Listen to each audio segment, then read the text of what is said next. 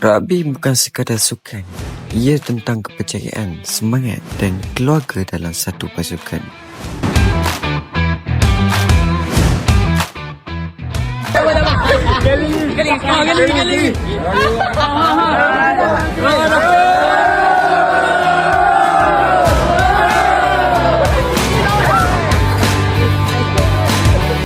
Program team building ini bertujuan membina semangat pasukan, menguji komunikasi dan kepimpinan dalam setiap pemain.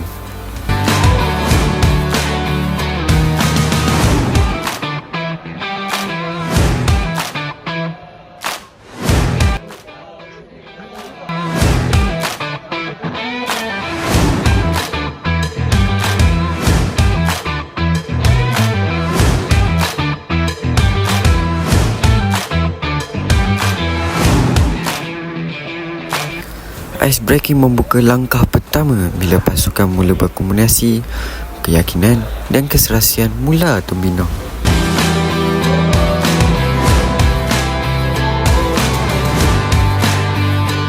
Hari ini bukan sekadar hari latihan biasa. Hari ini kita bina sesuatu yang lebih besar, kepercayaan dan semangat pasukan.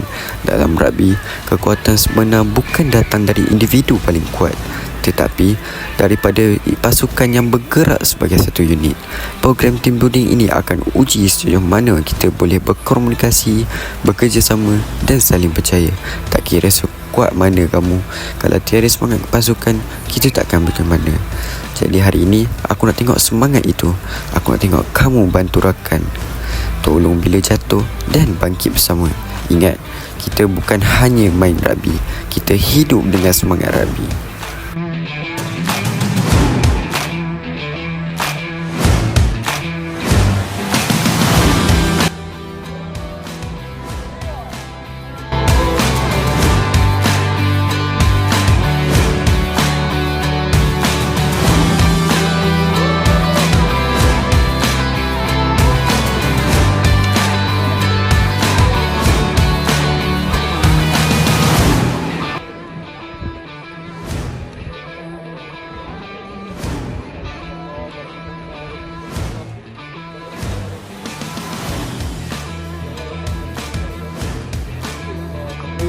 Pengaduan Michael dan BRT masuk ke padang. Sekarang ulang suara diminta pengaduan Michael dan BRT masuk ke padang. Okey, trigger, tagayan.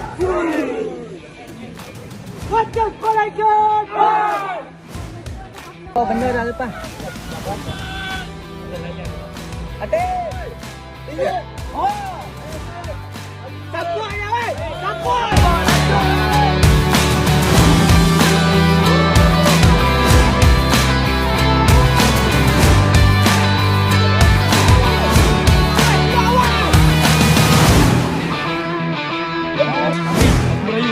Main betul lah. Lihat. Kevin. Buka ingat.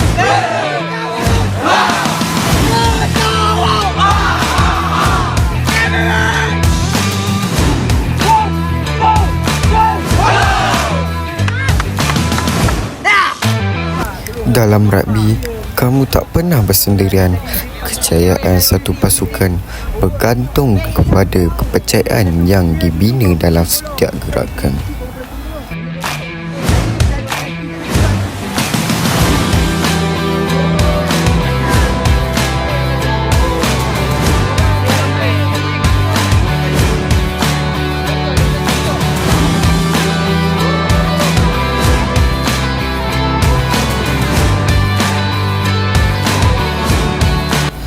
Setiap peluh yang jatuh bukan sekadar latihan, tetapi bukti kesungguhan. Di sinilah nilai persahabatan dan semangat jiwa terlahir.